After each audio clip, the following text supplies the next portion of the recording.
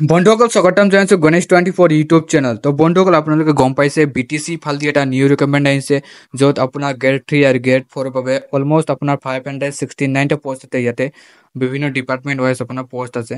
তো বন্ধুসকল আপোনালোকে কেনেকৈ এপ্লাই কৰিব ষ্টেপ বাই ষ্টেপ প্ৰচেছ মই এইখন ভিডিঅ'ত দেখাই দিম। ভিডিঅ'খন লাষ্টলৈ চাই থাকিব। প্ৰথমতে আপুনি আপোনাৰ ডিভাইচ লেপটপ বা কম্পিউটাৰ বা মোবাইলত যিকোনো ডিভাইচত ব্ৰাউজাৰত যাই পিনে আপোনালোকে Bodoland central selection board search কৰিব। তাৰপিছত আপুনি প্ৰথম লিংকত ক্লিক কৰিব।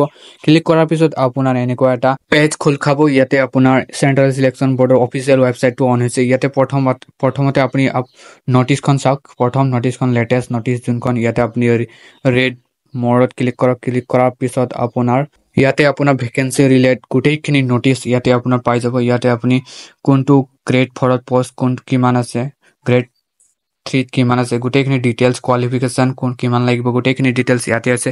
মই এখন ভিডিঅ' বনাইছোঁ ডিটেইলছ ৱাইজ। এইখন ভিডিঅ' আপোনালোকে ডিছক্ৰিপশ্যনত চাই লিংকত ক্লিক কৰি আপোনালোকে চাব পাৰিব।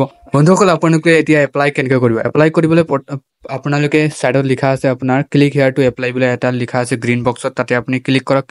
ক্লিক কৰিলে আপোনাৰ পেজ অপন হ'ব। এপ্লাই পেজটো আপোনাৰ অন হৈ যাব। ইয়াতে আপোনাৰ কৈছে ইণ্টাৰ ইউৰ 10 ডিজিট ফোন নম্বৰ। প্ৰথমতে আপোনাৰ ফোন নম্বৰটো ফিল কৰিব। তাৰপিছত আপোনাৰ ইণ্টাৰ হিয়াৰ ইমেইল এড্ৰেছ, আপোনাৰ ইমেইল এড্ৰেছটো ফিল কৰিব কৈছে। আপুনি ইমেইল এড্ৰেছ আৰু ফোন নম্বৰটো ফিল কৰাৰ পিছত আই এগ্ৰীত টিক চিন কৰি দিব। টিক কৰাৰ পিছত আপুনি নেক্সট কৰি দিব। এতিয়া আপোনাৰ মোবাইল নম্বৰ বা জিমেইল এড্ৰেছত আপোনাৰ এটা অ'টিপি গৈছে। সেই অ'টিপিটো আপুনি ইয়াতে আপোনাৰ ফিল কৰিব লাগিব। আপুনি ফিল কৰি ছাবমিট অ'টিপি বুলি তাতে আপুনি ছাবমিট কৰি দিব। ছাবমিট কৰাৰ পিছত আপোনাৰ ছাকচেছফুলি অ'টিপি ভেৰিফাইড আহিব গ্ৰীণ কালাৰত। তাৰপিছত আপোনাৰ এনেকুৱা এটা পেজ খোল খাইছে। ইয়াতে আপোনাৰ পষ্ট চিলেক্ট কৰিব কৈছে। তাৰপিছত আপোনাৰ ডিপাৰ্টমেণ্ট চিলেক্ট কৰিব কৈছে। ডিপাৰ্টমেণ্ট চিলেক্ট কৰি দিব। তাৰপিছত আপোনাৰ এপ্লিকেশ্যন নেম, আপোনাৰ নামটো দিব। তাৰপিছত ফোন নম্বৰটো দিয়াই থাকিব। তাৰপিছত আপুনি চিম্পলি আপুনি নেক্সট কৰি দিব। ডিটেইলছ ছাকচেছফুলি ছেভ হৈ যাব। তাৰপিছত আপুনি ইয়াতে বেছিক ডিটেইলছ আহিব। বেছিক ডিটেইলছ আপোনাৰ কমিউনিটি আহিব। তাৰপিছত আপোনাৰ ফাদাৰ নেম, তাৰপিছত আপোনাৰ পাৰ্চেণ্টেজ, অকুপেশ্যনছ ইফ এনি, তাৰপিছত marital status, gender, caste, physical handicap আছে দিব। তাৰপিছত ডেট অফ বাৰ্থটো দিব। লাষ্টত আপুনি আপোনাৰ এমপ্লয়মেণ্ট এক্সচেঞ্জ নাম্বাৰটো দিব। তাৰপিছত আপুনি চিম্পলি নেক্সট কৰি দিব। ছাকচেছফুলি আপোনাৰ বেছিক ডিটেইলছ ছেভ হৈ যাব। তাৰপিছত আপোনাৰ নেক্সট ষ্টেপ হ'ব আপোনাৰ পাৰ্মানেণ্ট এড্ৰেছ। পাৰ্মানেণ্ট এড্ৰেছত আপোনাৰ ষ্টেটটো আপোনাৰ দিয়াই থাকিব। তাৰপিছত আপোনাৰ ডিষ্ট্ৰিক্ট চিলেক্ট কৰিব, ভিলেজ চিলেক্ট কৰিব, ভিলেজ কলনি আপোনাৰ যি আছে সেইটো চিলেক্ট কৰিব। লিখিব লাগিব, আপুনি ফিল কৰিব লাগিব। তাৰপিছত আপোনাৰ ৱাৰ্ড নম্বৰ, লেণ্ড নম্বৰ, পাট্টা নম্বৰ, যিকোনো এটা আপুনি যদি এই লেণ্ড নম্বৰ, পাট্টা নম্বৰ নাজানে তেন্তে আপুনি হাউচ নম্বৰ লিখিব পাৰে। তাৰপিছত বন্ধুসকল আপোনালোকে ইয়াতে দেখিছেনে য়েলো কালাৰৰ এটা বক্স আহিছে। বক্সত আপোনালোকে কৈছে মানে আপুনি যদি বিশ্বনাথ বা শোণিতপুৰ ভিলেজত থাকে, গাঁৱত থাকে, তেন্তে আপোনালোকে ইয়াতে য়েছ কৰিব। য়েছ কৰাৰ পিছত আপোনালোকে তলত এটা প্লেচ শ্ব'জ ইউৰ ভিলেজ বুলি আহিব। তাতে আপুনি ক্লিক কৰিব। ক্লিক কৰাৰ পিছত আপোনাৰ বিভিন্ন ভিলেজ আহিব। তাতে আপোনাৰ যোনটো ভিলেজত থাকে সেইটো ভিলেজ চিলেক্ট কৰিব। আৰু যদি আপুনি বিশ্বনাথ বা শোণিতপুৰ ডিষ্ট্ৰিক্টত নাথাকে তেন্তে হ'লে আপোনালোকে চিলেক্ট কৰিব নালাগে, ন' টিক কৰি এৰি দিব। তলত আপোনাৰ পোষ্ট অফিচ আছে আৰু পিন নম্বৰটো ফিল কৰি আপোনালোকে নেক্সট কৰি দিব। তাৰপিছত আপোনাৰ ছাকচেছফুলি ডিটেইলছ ছেভ হৈ যাব। নেক্সট ষ্টেপত আহিব আপোনাৰ এডুকেশ্যন কোৱালিফিকেশ্যন আপোনাৰ কোৰ্চ নেম আহিব। তাৰপিছত আপোনাৰ বৰ্ড ইউনিভাৰ্চিটি যোনটো হয় সেইটো দিব। তাৰপিছত আপুনি ইয়াৰ, তাৰপিছত আপোনাৰ ছাবজেক্টটো দিব।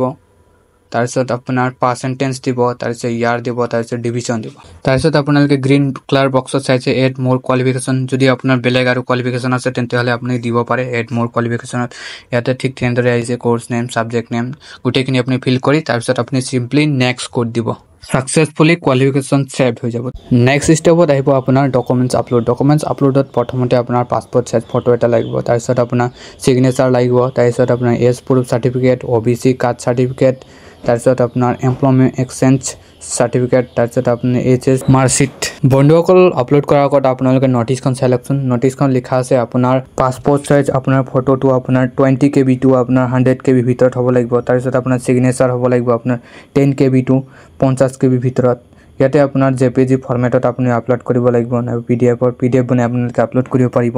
বন্ধুসকল আপোনালোকে ডকুমেণ্টছ আপলোড কৰাৰ সময়ত আপোনালোকে নটিছখন ভালদৰে পঢ়ি ল'ব। তাতে আপোনাৰ ভালকৈ ডিটেইলছ দিয়া আছে। মই PDFটো আপোনাৰ ডিছক্ৰিপশ্যনত দি দিম, আপোনালোকে ডাউনলোড কৰি চাই ল'ব। আৰু মই এই PDFৰ নটিছখনৰ বিষয়ে এটা ডিটেইলছ ভিডিঅ' বনাইছোঁ, সেইখনৰ লিংকো মই ডিছক্ৰিপশ্যনত দিম, আপোনালোকে চেক কৰি ল'ব। বন্ধুসকল আপোনালোকে ভালদৰে ডকুমেণ্টছ আপলোড কৰিব আৰু আপোনালোকে ভালদৰে ক্ৰপ কৰি ল'ব, ভালকৈ স্পষ্টকৈ আপোনালোকে ডকুমেণ্টছসমূহ ফটো কৰি আপোনালোকে আপলোড কৰিব পাৰিব আৰু নেক্সট কৰি দিব।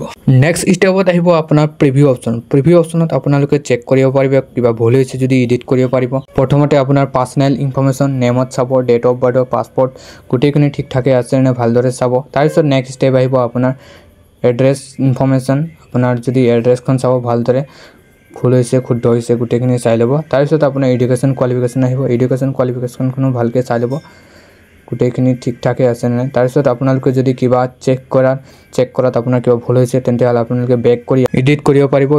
এডিট যোনটো ভুল হৈছে আপোনাৰ সেইটো এডিট কৰিব। এডিট কৰাৰ পিছত তাৰপিছত আপোনাৰ নেক্সট কৰিব। তাৰপিছত আপোনালোকে ইয়াতে আই এগ্ৰীত ক্লিক কৰিব কৈছে, আই এগ্ৰীত ক্লিক কৰি দিব। তাৰপিছত আপোনাৰ নেক্সট কৰি দিব। তাৰপিছত আপোনাৰ নেক্সট ষ্টেপ হ'ব আপোনাৰ মেক পে'মেণ্ট বুলি। মেক পে'মেণ্ট আপোনাৰ কেটেগৰী ৱাইজ আপোনাৰ পে'মেণ্ট হ'ব। OBC ST বেলেগ গোটেই কেটেগৰী ৱাইজ আপোনাৰ বেলেগ হ'ব। তাৰপিছত আপোনালোকে পে'মেণ্ট কৰি পেলাই আপুনি প্ৰচেছ টু পে' বুলি আছে, প্ৰচেছ টু পে' কৰি দিব।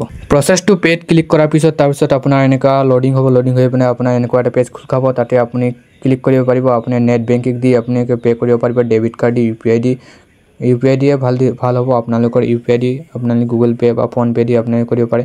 ইয়াতে আপোনাৰ জেনেৰেট QR কোড দি আপোনালোকে পে' কৰিব পাৰিব, নাইবা UPI দিও পে' কৰিব পাৰিব। মই এতিয়া জেনেৰেট কোড দি আপোনালোকে পে' কৰি দেখাই আছোঁ।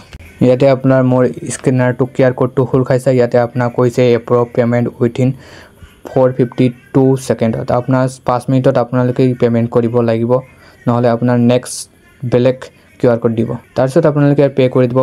মোৰ এতিয়া ছাকচেছফুলি লডিং ল'ব। লডিং লৈ পিনে আপোনাৰ ছাকচেছফুলি ট্ৰানজেকশ্যন পে'মেণ্ট হৈ যাব।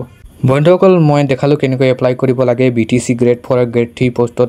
কিবা যদি এপ্লাই কৰিব সময়ত যদি প্ৰব্লেম হয় তেন্তে কমেণ্ট কৰিব। কমেণ্ট কৰিলে মই নিশ্চয় ৰিপ্লাই কৰিম। বন্ধুসকল, ভিডিঅ'টো যদি ভাল লাগিছে তেন্তেহ'লে লাইক, কমেণ্ট এণ্ড শ্বেয়াৰ কৰি দিব আৰু বন্ধুসকলকো শ্বেয়াৰ কৰিব নাপাহৰিব। তো থেংকছ ফৰ ৱাচিং।